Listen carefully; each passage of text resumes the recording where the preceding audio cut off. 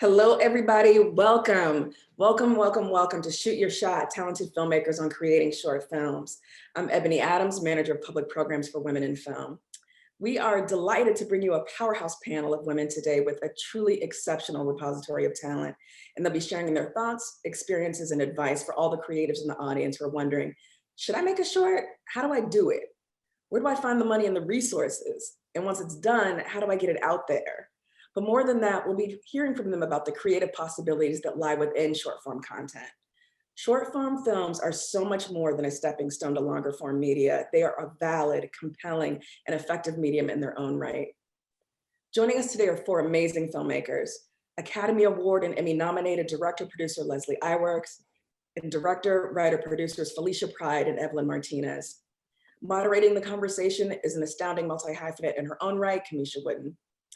I'd like to take a moment to thank Miranda Gooding, Amber Brown, and Yasmin Campbell for their generous assistance in finding these incredible panelists today and helping us to organize this conversation. We will be dropping links to their work in the chat window, so please check out the amazing work that these women have created. I do want to let you know that this session is open to questions, so please drop any questions you have in the Q&A window at the bottom of your Zoom screen.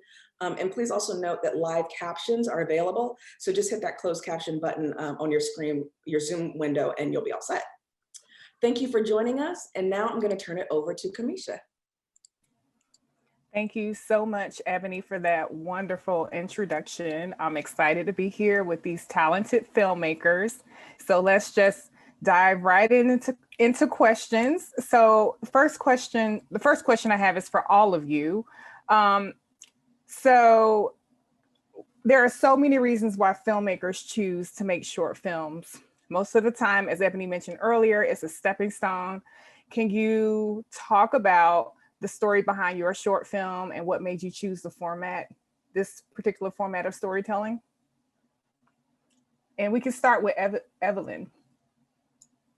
Thank you, Kameishia.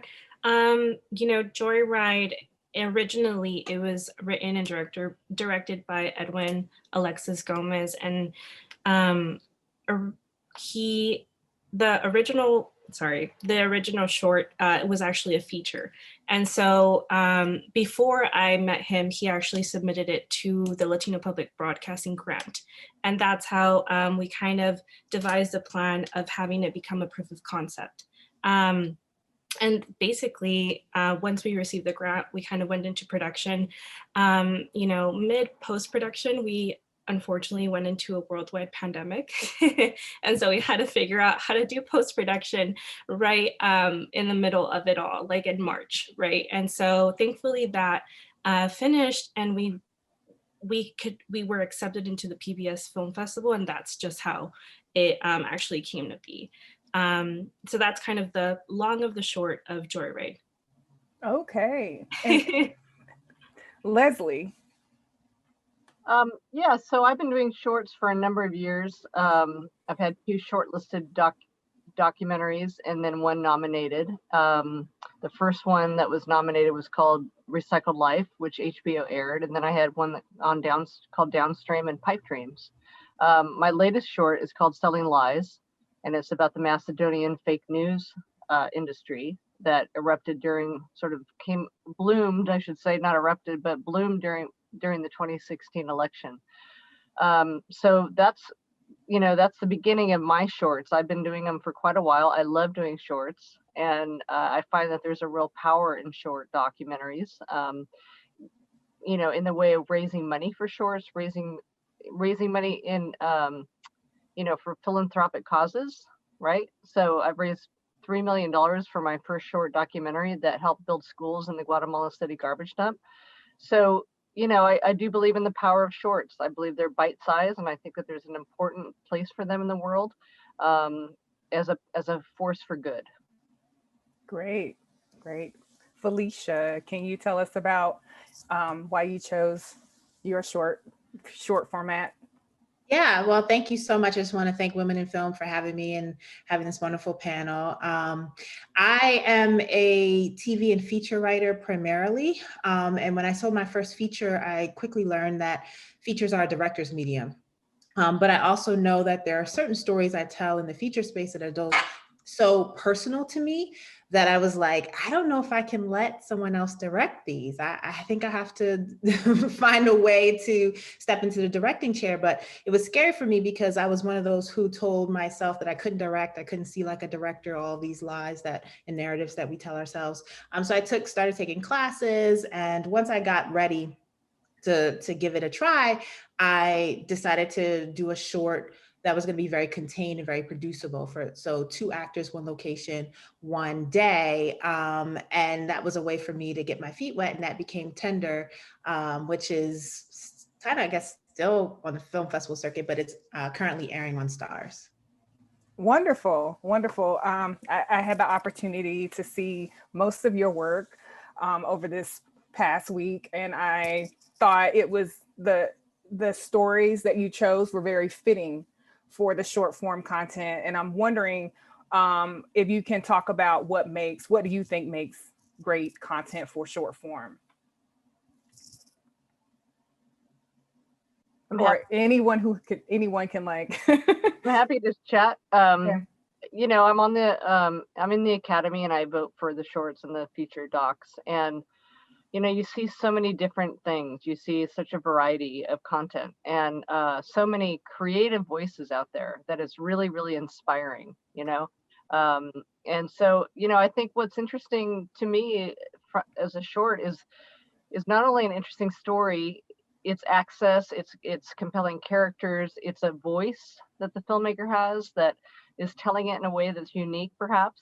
I think, you know, one thing that sort of a lot of documentarians maybe don't take seriously enough is music. I think music really helps documentaries if you're strong in the music sense, how to use music to pull you through narratively and, you know, make a compelling dramatic or comedic, you know, short. There's so many elements that go into a short, and I think that it's just important to really find the story that's important to you, whether you fund it yourself or whether you find somebody to fund it, that you're going to stay the course with it, right? Because, you know, you don't necessarily know whether it's a short or a feature, where it's going to end, you know, unless it's like already told and you're just going to tell a historic doc, which is great. But if it's verite and you're following the story, you don't know where it's going to go. So you have to treat every short film or every feature film like a business. And you have to do a business plan. I mean, I do a business plan for everything I do. When I figure out where is the distribution, who's funding it. Usually I fund my own shorts, but you know, do I care to make the money back or not?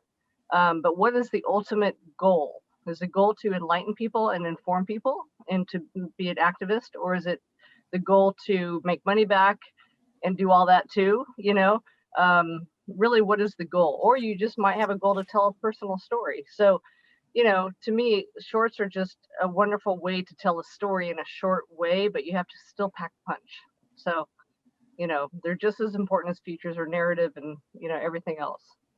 To piggyback off what Leslie is saying, I totally agree. I used to work as an impact producer in a former life and worked in distribution and used to acquire docs. And going into this, even though my project was narrative, I very much went into it thinking about goals. And so for me, when I was thinking about creative, I was thinking about something that was going to be able to showcase, as Leslie was saying, my voice, but also my interest as a filmmaker and as a storyteller. How can I tell this story in 15 minutes, but it really kind of touch on the themes that I'm interested in my work, which is centering Black women, looking at Black women's desire, Black women's sexuality, looking at joy, looking at pain.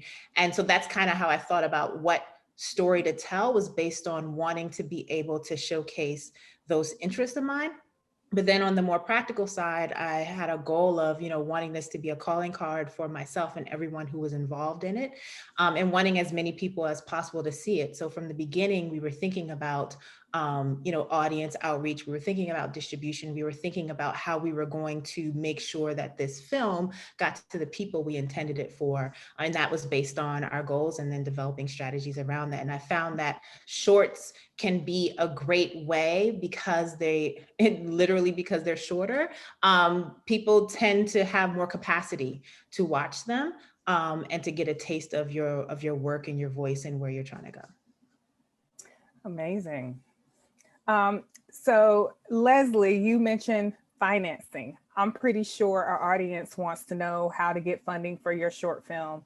And I'm curious to know about each of you, your process of getting your short film financed, and if you can talk about that process a bit. Yeah, so my first short, which I did back in 2001, I guess it was, seems like eons ago, which it is. You know, that was just a random thing. I had done the film of my grandfather called The Hand Behind the Mouse, the Iwerks story, which was the film about my grandfather, who was a co-creator and designer of Mickey Mouse. So one of the guys that was a collector of animation art, named Mike Glad, he said, Leslie, do you want to do a film in Guatemala? And I said, well, about the modern Maya. And I said, that sounds interesting. Let's go there and figure it out. Well, anyway, we came upon this idea for a short called, you know, basically called Recycled Life, about people living in a garbage dump. And I saw this book and I'm like, we have to tell this story. Forget, you know, I love the modern Maya story, but let's do this story. And I'll spend the next however long it takes making very little money to do this story in a garbage dump, because this is where the story is. And literally, like, I went from, you know, flying around the beautiful terrain of Guatemala in, you know, to in a garbage dump on and off for the next year. Well, I said, if you would just pay $100 a day, I will do it. I will edit, because I was so believing in this, you know, I believed it so much. So he was a private financier. He funded that. It ended up getting Oscar nominated, and, you know, it did really, really well around the world. And it was kind of a fluke, but we also really, really believed in it. I would not have done it had I not believed in this story, right? I just said, I don't care what it's going to take. That was a couple of year project. And I thought, I don't know where this is going. My career could be going nowhere, but I believed in it so much, and it ended up becoming a big success. And it ultimately kind of catapulted me to the next levels, right? So I do believe, for anyone listening, that if you believe in a story, you have to follow it. But financing is hard. So, you know, I've been fortunate enough to be able to fund my own shorts. I've done bigger projects, and then I've saved money, and I'll spend around $30,000 to $50,000 per short. I do all my own editing. I do producing, directing. You know, I might hire a camera person, or at least convince them to do it for free. You know, so a lot of it's convincing. A lot of it is, you know, if you know somebody that might be an investor who could invest some money, great. There's not a huge amount of money in doc shorts. I hate to say it. There might be smarter people than me that have figured out how to make money on it, but I've never gone into doc shorts thinking I'm going to make money back. I just go, I'm doing it for the cause. Now maybe that's a luxury. I also think it's a stepping stone. Recycled Life was a stepping stone for me. So everyone has their own way of doing it. So I welcome all efforts to do it. Just do it. Felicia and Evelyn, do you have anything to add to the financing? Yeah, you know, as I would still call myself an emerging producer, right?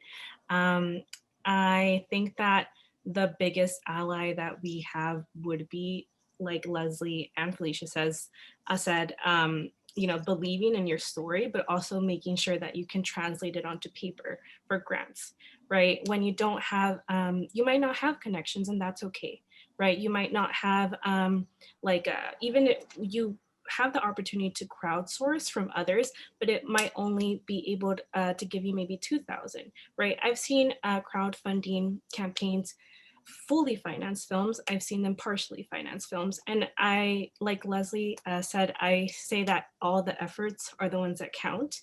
I know that right now I'm working on a feature film called Trans Los Angeles, right?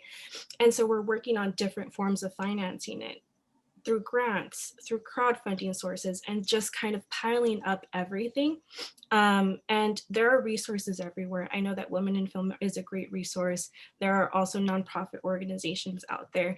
Joyride itself was funded purely just from Latino public broadcasting, which opens its cycle every year. So being kind of conscientious of where does your film fit, and looking at the timelines of when those grants open up, but also just pushing it and pushing it and pushing it through different means and seeing what's going to work for your film is what I would say.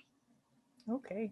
Yeah, we had a multi-pronged approach, which was basically crowdfunding, but under the crowdfunding umbrella. So we had a GoFundMe, which we kind of threw together pretty quickly. But we set it up as a 1-month campaign. We set up our crowdfunding as 1-month campaign.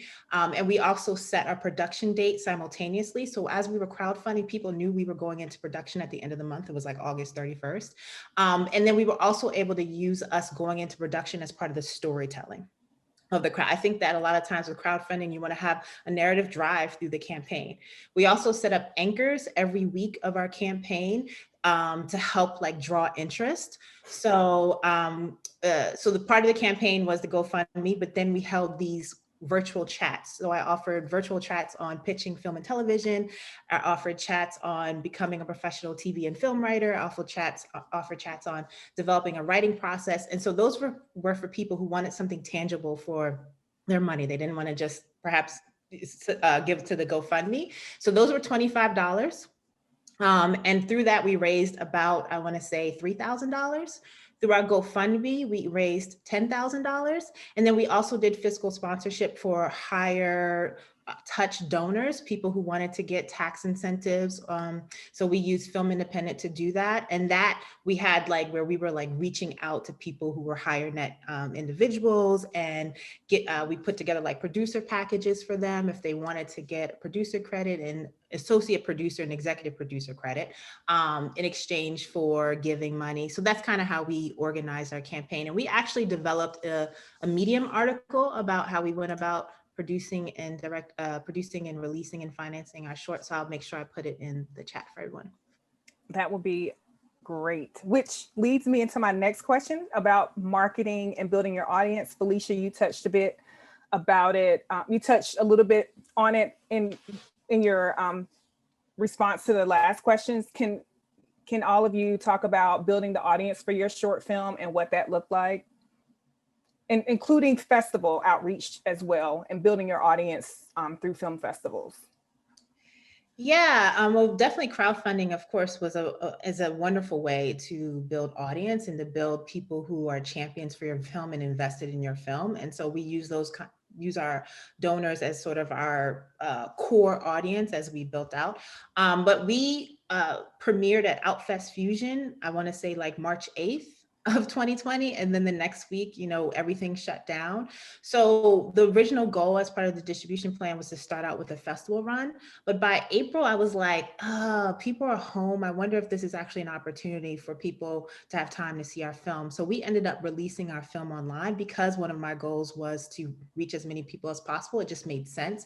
We knew that we were possibly sacrificing festival, to be able to be included in festivals, because sometimes festivals want you to be exclusive and not be online. But for me, it was more important for more people to see it than to do the festival run. And we ended up not sacrificing any of our festivals, but we put it online, and we had a premiere partner to help us release, which was Shadow and Act, which gave us a big boost.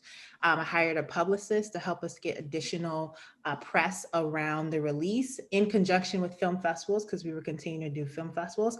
And then we did things for our release where we had like a Q&A with the cast and crew. We did a case study on the film. So we always try to find ways to continue working with the providing value to the audience and sharing the story of the film. Amazing. And go ahead. Sorry. No, go ahead. Go right. I have a similar story to Felicia, actually, because, one of our kind of deals with PBS is that even though it's on the PBS Film Festival, it stays on the PBS platform for Joyride specifically. And so, we kind of had to rewire everything where we realized like, oh, some festivals might not take us because it's already streamed.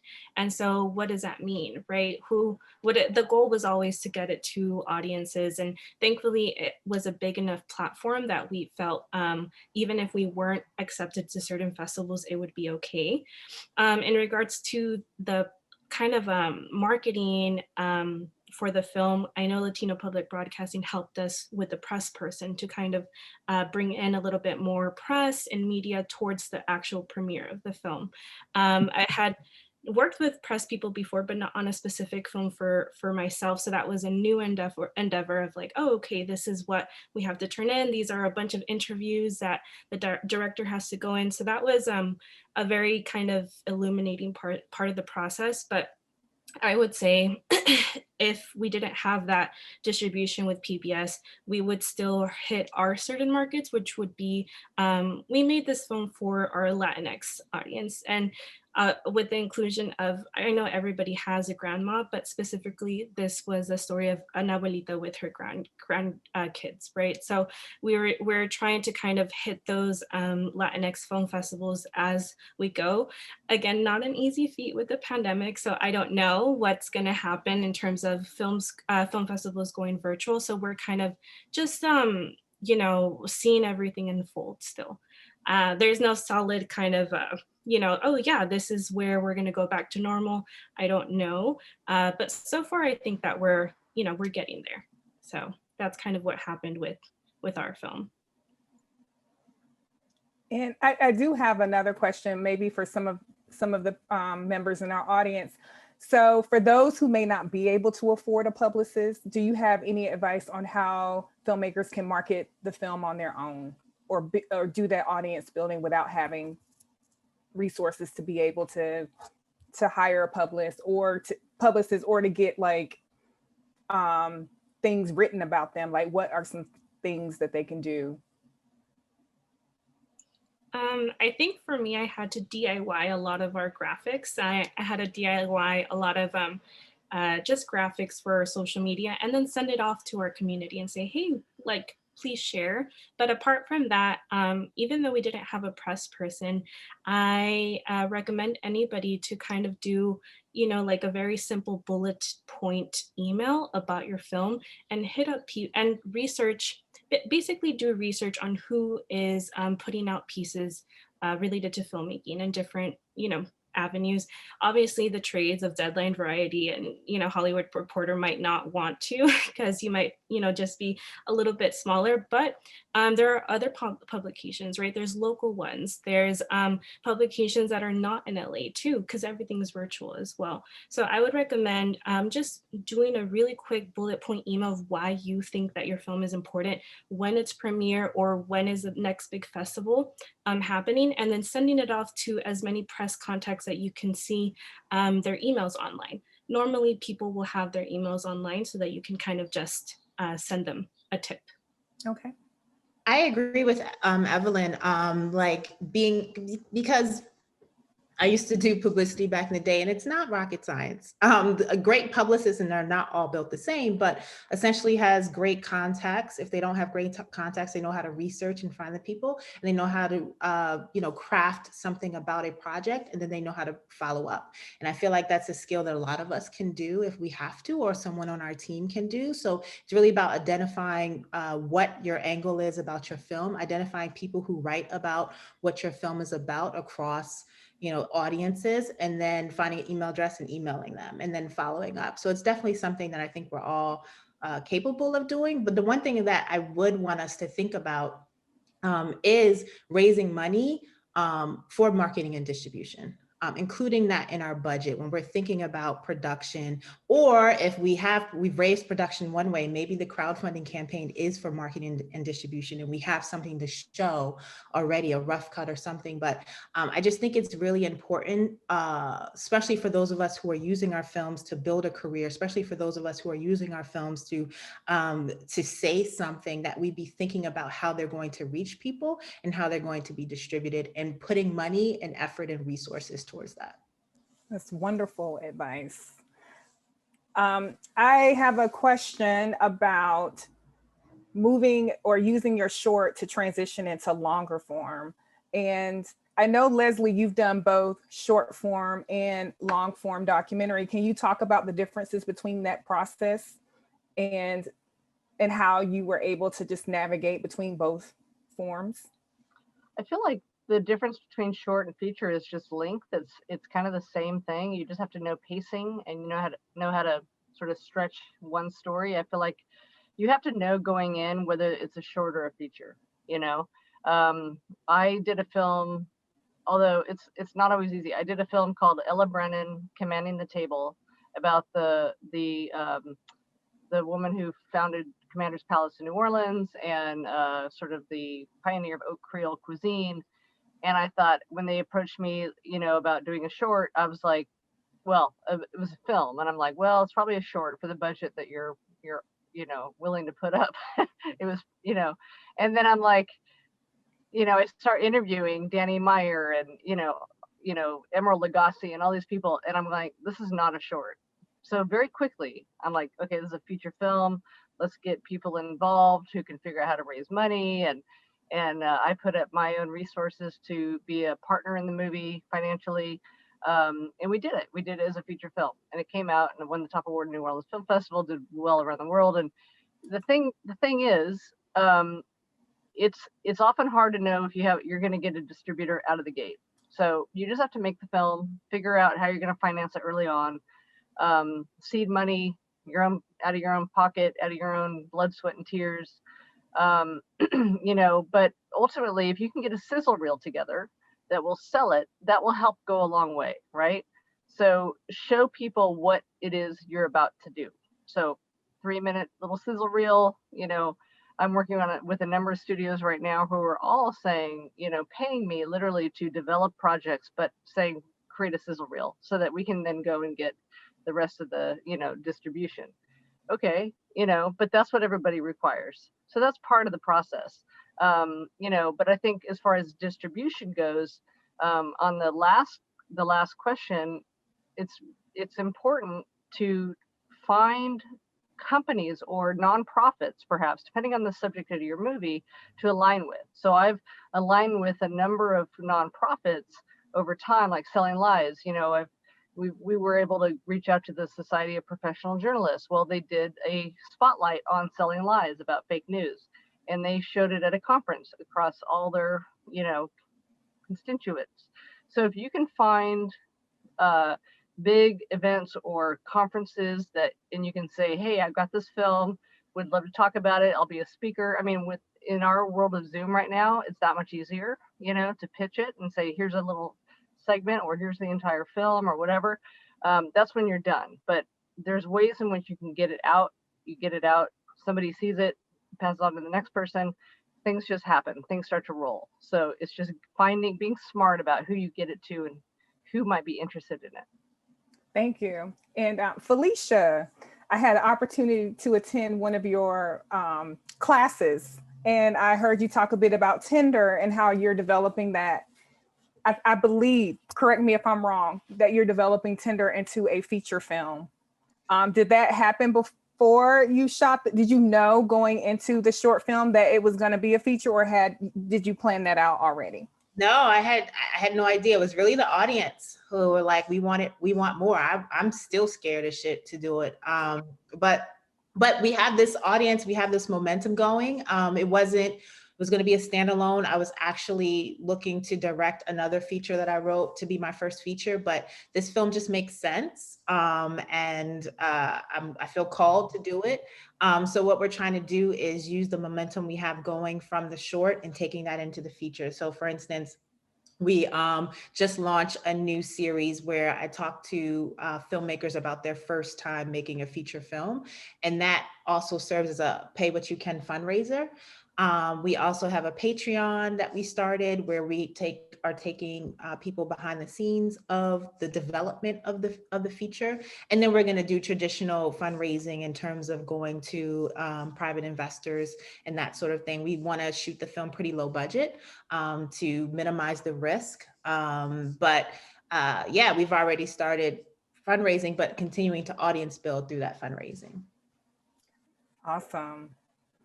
And Evelyn, you mentioned I think you mentioned a feature. Are you developing a different feature from your short? Can you talk about kind of like how your short may have launched you into a longer form, or any type of connection between your current short film to the feature film that you're developing? Yeah, you know, right now, Joyride was a very kind of pivotal moment in my career. as I had mentioned before, we wanted to make it with the intention of developing the feature longer version, which already existed in script form. So that's definitely in the works. Right now, we're still kind of developing the script, and then I am planning to apply to programs like the Sundance Producing Lab, and trying to gain the momentum there. I can't say that I have investors right now lined up, but hopefully that's the goal, right? As we kind of continue with Joyride. At the same time, I am on another project which is in production right now. I'm in pre-production for it, which is Trans Los Angeles. So that short, even though it's going on its own track and trajectory, helped me get onto this other track for this feature. And so I'm very excited to kind of see it happening. It's an anthology of 4 different shorts within the trans community in Los Angeles, directed by Guy Peña. But, we're filming it a little bit at a time with the hope of gaining more and more investors.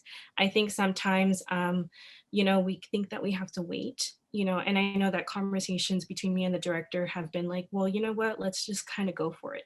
Let's see what we have and let's go for it. And, it's not we don't have a large budget. It'll be kind of a bare bones, not guerrilla style, but it'll be bare bones in a sense of limiting kind of our cast members and our locations, just to make sure that it can get done. But yeah, that's kind of how Joyride led me to this feature while I'm still working on the feature for Joyride, if that makes sense.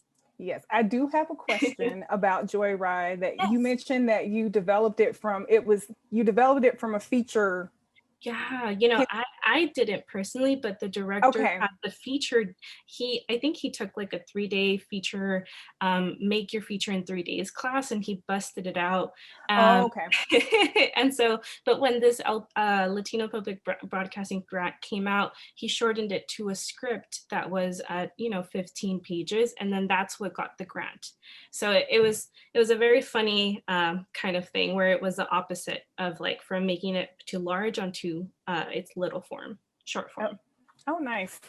Okay, so I'm gonna read or take some audience questions or questions that people have put into the chat function. A lot of people have questions about budgeting and distribution.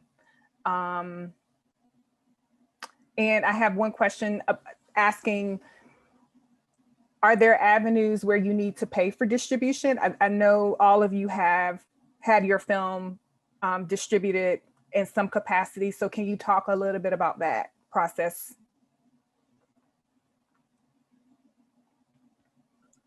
I'm happy to go. Okay. Yeah, so, it's been a variety of things. You make a movie and you get it out there and you hope somebody will distribute it, pick it up, or buy it, right? I've had HBO pick up my first short that I did, mentioned Recycled Life. They picked it up and aired it. And by the way, they put it on HBO, and then they aired it, and they decided that they wanted to put it on HBO on demand as well and raise money for this nonprofit.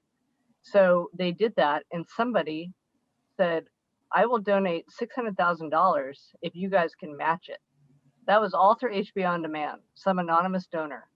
So they contacted the nonprofit, said that, you know what I mean? And then we went out around the country, did all these events and showed the film, raised money. We raised another 600,000. That's how we raised 1.2 million. And then it kept going from there. So that's a fluke, I think. I don't know if it's a fluke, but it's definitely rare. But I do think that HBO was very instrumental in helping a philanthropic cause. And I will thank them to my dying day for that film. And for that cause. Other things, with films, you don't necessarily know where it's going to go. You're going to hope that a film festival will air it, people will see it. You might end up getting a distributor to basically put it, or an aggregator to put it up on Apple or Amazon. They get a percentage of that fee. And that's what I did with Selling Lies, and Shorts TV also came in with that, put it on Shorts TV, and you get a percentage. It's a gamble, every distribution deal is a gamble. You're never going to necessarily know if you're going to get your money back, especially with docs. But you know, a lot of times I will do films that I'm commissioned. Most of the time I'm commissioned by the networks like Disney or Warner Brothers, and then they handle all that distribution. I'm hired to do a series, and then they distribute it, and you watch it unfold, and that's the ultimate gift, right? So those are the three different ways in which I've personally been able to get my films distributed. Would anyone else like to add? I would say that you shouldn't be paying for distribution at any time, but there will be costs in terms of like leading up to distribution, like, you know, film festival submission costs, maybe you might need a DCP, Right. sometimes you need E&O insurance and all of that stuff. So you want to think about those costs, but also you want to really be thinking about what these distribution contracts are asking for, because your most important asset is your rights. So you want to make sure whoever these possible distribution partners are, one, that they can actually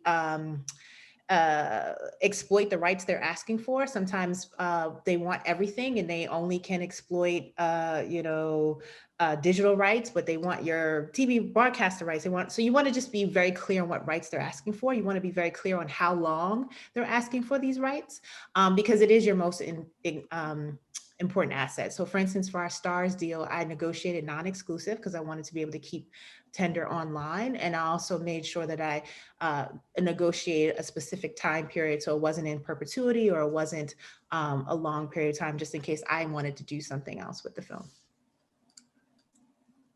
Wonderful. Go ahead. I'm sorry, Evelyn, you was going to say something? I'm just kind of thinking of, like many, I feel like with PBS, it was a done deal of like, you're on the festival, you're on, their website and then their app. And I would agree with the ladies here of just thinking of the extra costs, right? And also the more that you can do in pre-production, especially in narrative form, specifically what I would say is to pay attention to music a lot, right? Clearances, E&O insurance, all that stuff.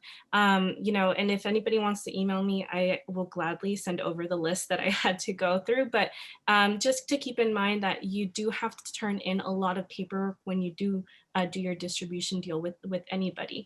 On the other end, though, let's say that I didn't have a PBS deal, right?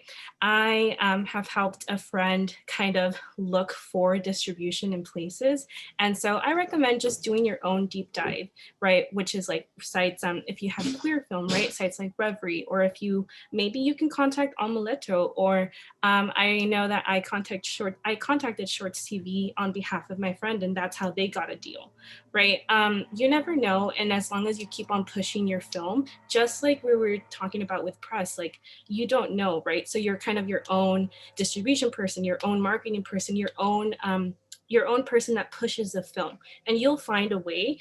But at the same time, you have to believe in your film so much that you're so confident in your emails and yep, you want this, you want to distribute this. And so I would say just to be proactive in your search. And you can start all the way in pre-production. You don't have to wait until the end. A question came up about film festival submission strategy. Can you talk about your film festival submission strategy? I think everyone did the festival route. Well, Okay. go ahead, Isha. Well, I mean, I think I personally try to go for the fall, Toronto, Sundance, and then move forward from there, and then see where it goes, right? And have a list ahead of time, try to back end into where you want to premiere. However, in the case of the film I mentioned before, Ella Brennan Commanding the Table, I just thought, you know what? I'd be happy to premiere at New Orleans Film Festival because that's special to New Orleans. It's a New Orleans story. So I was like, I'm gonna forego that because honestly, you have to be honest about the film that you're telling. Do you think it's a Sundance film or is it different? I do all sorts of different films and they're not all Sundance-ish. You know what I mean? So I just thought, no, this is a film for New Orleans and it's a special thing. So let's go there. So I do think that you can be very targeted about where you want your film to be, and whether you want it to premiere online, whether you want it to premiere at a specific festival, or whether you really want it to do the distance, you know. I've also had the experience of submitting a film for Academy consideration and doing the festival circuit way in advance, you know, like again, Recycled Life was, you know, did the festival thing from basically January forward. And then it got shortlisted and nominated. Then I did a film called Pipe Dreams, and I never did the festival circuit. I finished it and I submitted it for Academy. And I thought, oh my God, I've got 0 credentials in this film. I'm not going to get it. But yet it got shortlisted. So you don't know. But all I can say is the shorts category is very competitive. The features category, very competitive now. I mean, we have so many films that none of us can ever watch all of them. And that's good and bad. You know, as a voter, I can barely watch all of them. But I love watching them. Like, I adore watching all these films. It's so exciting.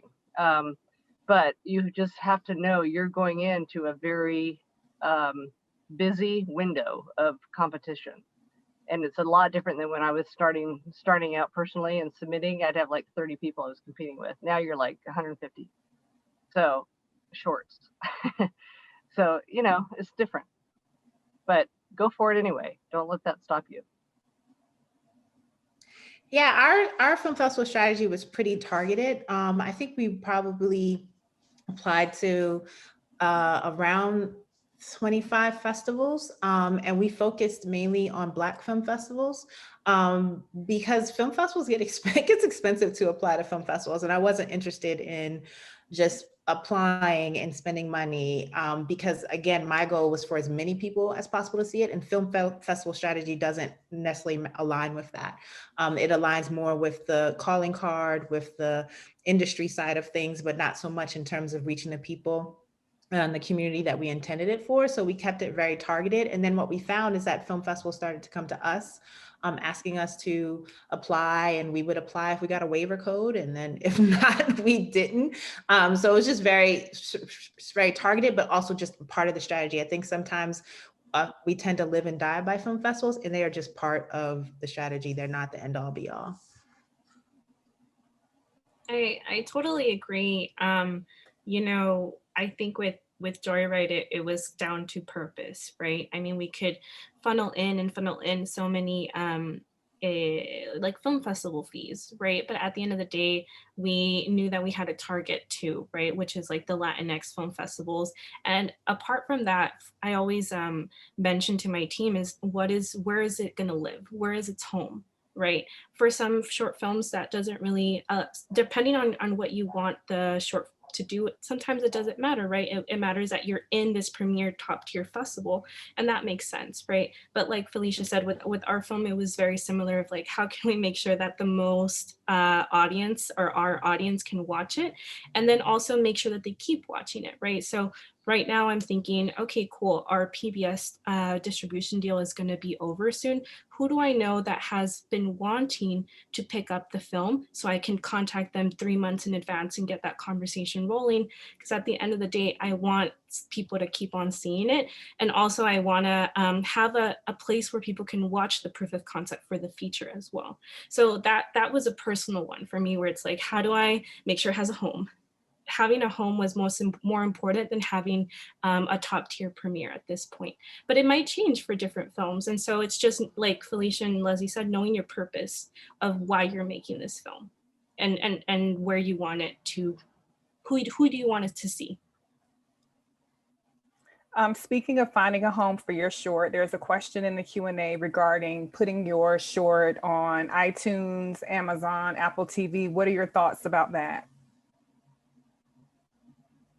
I mean, I think if you've exploited all other offers, you know, with a Netflix or what have you, ultimately, I think it's just fine. I mean, I've got Selling Lies up on iTunes and Amazon, and I've got a lot of people seeing it, and it's a broad, outlet, for people to go and buy it. Or if they've got Prime, they can download it. But overall, I mean, I think it's just another outlet. So it just depends on your, what your goal is. I think it's a good end game, so to speak. And I also think when you put it on platforms, you have to, these platforms aren't marketing for you, and sometimes they're not even curating.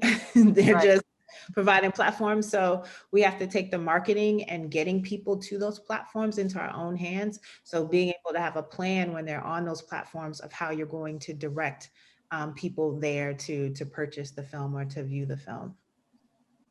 And Felicia, speaking of marketing and marketing strategy, I think a couple of questions in here about your distribution plan.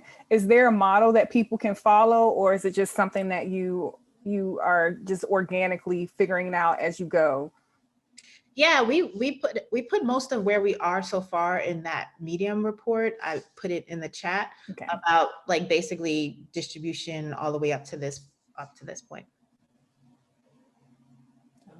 And also, I know we've discussed budget already, but there are a few people who are just starting out and are curious to know what is an ideal budget for a short film, particularly for someone who's just starting out or just want to get their feet wet with filmmaking, and this is their first time making a film. Tender cost $15,000, and we raised $15,000 like on the nose. But that was production and post, so it didn't include marketing costs and that sort of thing, which came out of pocket for me. But that's 15 grand is how much the short cost. Thank you for sharing that. And sorry, George, I always interrupt you. No, feel free to dive right in. Joyride was awarded $25K. Retrospectively looking at that, I think that we could have done it for less. But I also want to let people know that, and I hate to be that person that says, oh, you can film something on an iPhone. I understand that there are limitations to that. And so I would say, there is no real budget, in my opinion, for a short, because there can be a lot of story in a $3,000 budget short or a $10,000 budget short. But I think it's up to the filmmaker to know what they want to see on the screen and not and be happy with what they see on screen. And that's kind of my 2 cents on it. I know that as a producer, obviously we have to go from, oh, what would a $60K budget look like versus a $15K budget look like? And I think that is up to on a personal note is, how much crew would be working for free, or how much would your camera cost? If it's a low camera cost, would you like that look? Is that okay? And I think these are all kind of creative producing questions that you will have to dive in either with yourself or with your director of what is your give and take? And I think that can narrow down or build up your budget. Yeah, and I agree. I think also if you're a filmmaker and you can shoot it yourself and you can edit it, you feel like you know the tools or want to learn the tools and really harness the storytelling craft, I say go do that, because I've been very benefited by knowing how to edit and knowing, studying story, and then also knowing how to produce, right? Like how do you budget a film and what's typical budget? I mean, it's, again, as Felicia said, I think it's not rocket science to figure out what things cost. You call up people and you say, okay, grab a gaffer, I need you for a couple of days. We're shooting this interview, what's the stage cost, whatever, you can figure all that out. And then you can ask for donations if you need to, right? So, I mean, there's just so many ways to skin that and skin whatever you need to get support. And there's a lot of companies too that want to help. So I think it's being smart in I guess in using ingenuity, to figure out where I can get in and the fissures and the cracks of things, and how can I get somebody to donate something. And and talking to people and, you know, just asking questions about who's donating this or who's putting up money for things. And people, I have a film that we're doing right now in Africa, and we have an independent financier, and he said, I'll do this, I'll finance it, it's great, but it has to route through a 501c3, so it's a tax write-off. So we found a 501c3, and that's how it's happening, right? So it's like there's all these different, I've never done that before, but I'm like, sure, okay, we'll figure it out. So you just find these different ways in which people who want to give money will do it because they want it to be a tax write-off. Other people are investing and they want their money back, and it's an investment. So it's all different. Also, a question in here is the timing of a short film. How long, how short is too short, and how long is too long, in your opinion, for short films? I'd say it should be as long as a good story should be told. You know, I think we all know when a story could, like, I just saw a film last night and I'm like, that should have been a short. You know, like, now it's all, you know, your own opinion, right? Some people love it. Some people will, oh, it's too long. But honestly, it's what you think you can, how much you can tell in a specific time. And then do tests with it, like show it to people. If they're bored and they feel like, okay, it's a little repetitive, cut.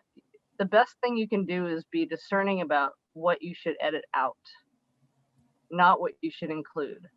That's the best advice from an editor, you know, editors have given me, is just know what to cut. And know, you know, you have so many, you watch things and you go, okay, especially documentaries, in my opinion, there's a lot of repetition. You're like, okay, I got it, you know? So I think it's just being really discerning. I don't know if that's the best answer, but. Yeah, I agree. It's funny because going into Tender, the script was like 10 pages. I was like, oh yeah, I want to keep it around 10 minutes. And the first cut was like 16 minutes. And I was like, no. So I really just wanted to keep it under 15 minutes. I mean, there are people who talk about certain like programmers wanting shorter shorts because they're easier to program. But I agree with Leslie in terms of like, what does your story require? And what do you feel comfortable with? I feel like I push the limits sometimes with in parts of Tender, and I was like, I couldn't go any longer in terms of keeping the audience's attention. So that's why I was very much like, okay, we have to keep this under 15 minutes, particularly because it was one location, two actors, one day, the way that the story was told. No, I definitely agree as well. And just as a reminder that, you know, your last rewrite will be in the edit room, right? There will be situations where you just have to cut a scene because it just doesn't work. But I think that as long as you're centering on pacing as well, right? And I know that Leslie and Felicia also mentioned this, is make sure that you're doing a great job in the pacing. Just because you have a moment and you want to have it in 20 minutes, I mean, does it really have to be 20 minutes, right? And I also think that right now I'm teaching a short film for writing, right? Writing for short film class. And I always let my students know, just think about what you can do visually instead of just through expositional dialogue. Right? Just let's think about those moments, because sometimes we want to tell the audience, you know, what the characters are thinking. But I think in just terms in the directing and the producing is, how can I tell the story in the best way possible with just the moments that we have, and not just draw them out because we think that the audience isn't going to get it. But yes, so I would agree. Personally, I think that, you know, I've seen really great films for 20 minutes, but I know that some folks in the programming departments are like, hey, let's keep it under 15 kind of thing. So it's a very arbitrary thing, but as long as you are happy with your film, I think that's what's going to make it worth it. And I do have a question of like a follow-up to that. Someone asked a really great question about what makes a successful short film, because there aren't a lot of focus on teaching classes for short filmmaking. It's primarily feature film. So is there a quality that you think would make a successful short film? I just wanted to actually jump on what Evelyn was saying about the last question. I also think the more that you can edit on the page, because you won't have a lot of time with your short to shoot, the more that you can be like really honest with yourself about what scenes you need and what scenes you don't need, and being able to cut will save time and money. So that's also a good thing to do. The success question, I don't know. I think that success is relative. I think it goes back to what your goals are for the short. And if you feel like you've achieved those and met those, for me, it was, well, number one, to direct something because I told myself I couldn't, but also to be proud of what I directed. So I went into the process of the directing and post and making sure that when we were finished with the film that I felt happy with it. I wanted to be proud of it. So that was a measure of success for me. And then also releasing the film and trying to make sure as many people saw it as possible. I was really proud of how we released the film. I was very proud of how that we really were diligent about getting people to see it and marketing it and sharing it. I was very proud of that. So for me, it was a success in that way because I didn't have very specific distribution goals in terms of, I want to air here, I want to air there. And I think that having an intention helped to open up all the possibilities of what the film actually became. And I have one final question for you all. So what makes, how did you find the right producer for your short film? Well, I am it. But you know, I should say that, you know, I don't always fund my own shorts, but if I can, and I feel like I have some discretionary funding to do it, I will. You know, it's always a risk, you know, and you have to be willing to throw that money away or get it back. Like either one, you have to be okay with. But you can also team with great producers who are, you know, experienced in this category, in this short form. Filmmakers and producers who have done other Oscar nominated or not, you know, shortlisted or just films that you like just, you know, it's not hard. Like you just team up with people who have made films that you like, reach out to them and say, I loved your movie. You know, what are you up to now? I have a subject. I'm looking for a producer. Would you be interested in talking? You know, can I buy you coffee? You know, so it's just creating networks and meeting interesting people and working with cool people, right? That's the fun of it. I am the producer too. So I think one thing that from the producing chair, I would say to any director / writer out there is to be prepared to be a producer as well. I think in the indie emerging space, sometimes we might have ideas conflated of, well, I'm the director and then this is a producer, but there are times that you have to really think, I am also pushing this movie forward. And so I might have to make calls. I might have to make things happen and then rely them to your producer, but just be prepared to be in that driver's seat with them. Because at the end of the day, the only way that your film is going to be made is if you're collaborating together. And it's not, you know, a studio film. It's not anything like that. You're in the indie space, right? And so I think that from a producer's point of view is just be prepared to just, you know, be part of a team and whatever that means. And you can have your agreements on, hey, I can't do this or I can, but it's just one of those pieces of advice that I would tell to anybody out there that's going to do their short that they wrote and directed or they wrote and want to direct. I was an executive producer on Tender, and my producer's name is Regina Hoyles. She actually was my former assistant. I met her straight out of like NYU, and she's a dynamo. And she wrote and produced and starred and directed in her own short earlier that year. And I was so impressed, called Adulam. I was so impressed. And I was like, oh, I would love you to come on. And at first she came on as an associate producer. And then I was like, why don't you just produce it? But what I loved was that she knew me very well. She knew my taste. And she was very invested in protecting the integrity of the creative vision. So she's come on board to be a producer on the feature. I'm going to be a producer on the feature. And then we're now putting out feelers to our network, as Leslie said, to find another producer to join us on the feature. That's great. Okay, so our Q&A has come to an end, and I will just open it up for our panelists to leave any type of, or give our viewers any type of advice on making their short films, or any industry advice that you would like to give. All right. I will say that I just would love to encourage everyone to just do it. Like, just go do it. You know, find a camera, go shoot it, get somebody to help you. Like, you know, when I was starting out, I went to USC Film School, and, you know, felt like I had some empowerment because I had been trained. But once you're out, you know, you're kind of out there floating around, and you're like, okay, what's next? Am I going to get hired? What's going on? You know, the reality is, how I got started was just by doing it. Like, I was a director's assistant on big movies, but that didn't really get me to the next level. It gave me training in narrative, but I went and did a film in a garbage dump of all places in Guatemala City. Like, everyone thought it was nuts. I actually did a TED Talk on this called Stories Meant to Be Told.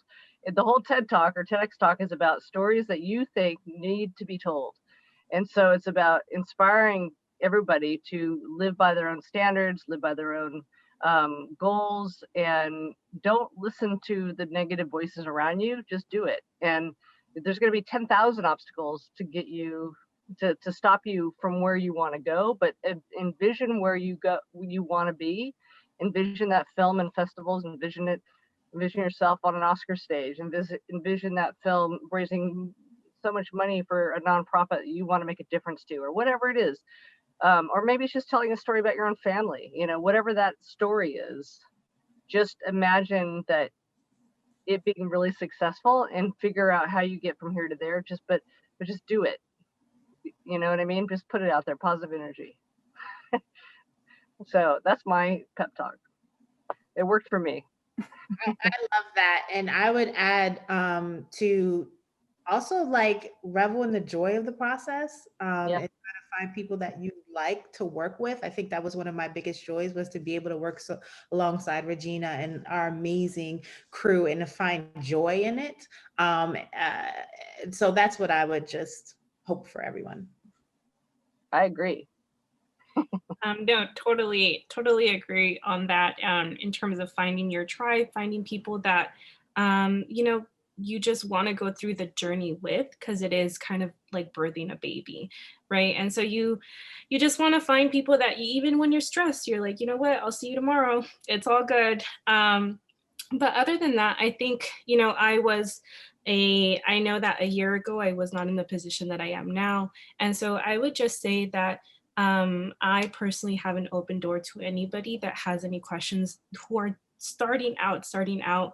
My email is on my website. And I would also say, just like Felicia said, enjoy the process, right? There is no person telling you that you need to be doing this, and it needs to be this type of success, and then this is going to change everyone's career.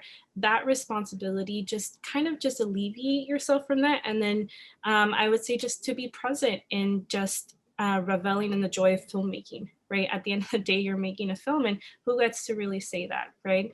But that's kind of just my last piece of thoughts to everybody, along with the positive thoughts of both Leslie and Felicia. Thank you so much, ladies. This is really wonderful advice, and I'm going to hand it off to Ebony to close us out. Thank you all so much for being here. This has been really wonderful. I'm laughing to myself that I said, oh, you know, we may only go 35, 45 minutes if we don't have a lot of audience questions. P.S. I knew that was not going to be the case. I don't know why I was fooling anybody. We have so many questions we can get to. Thank you to all of our audience members for being so engaged. We will share links if you email me at eadams@wif.org, because you missed some of the links that were posted in the chat. I will be happy to share them with you, including a couple of folks, filmmakers who are asking for collaborators. We had someone looking for a female cinematographer. We had someone looking for a writing collaborator for shorts. This was really galvanizing, inspiring workshop. And I just thank you, Leslie, Felicia, Evelyn, so much for being here. Kameishia, I know you're on a ton of panels this weekend. Your festival is currently doing the festival circuit. We'll give people information so they can see you on other panels. Felicia, I believe you have another panel coming up this week for Film Fatale. So y'all are out there doing the thing. In addition to making these films, you have been so generous with your knowledge and your experience. Leslie, I'm just amazed by what you have accomplished. And I am so glad we were able to introduce our audience to your work if they weren't already aware of it. So yes, I want to thank you all again for being here. I want to remind you that we have another great Women in Film event coming up this Saturday at 11 a.m. We're going to be talking to the executive producers of The Great North and Bob's Burgers, Wendy and Lizzie Molyneux, and it will be moderated by comedian and writer Aparna Nansharla. I'm really excited for that conversation. So RSVP for that if you'd like to hear from those two showrunners about making great hit animated films. And that's it. Thank you all for being here. Good evening, everyone. Thank you.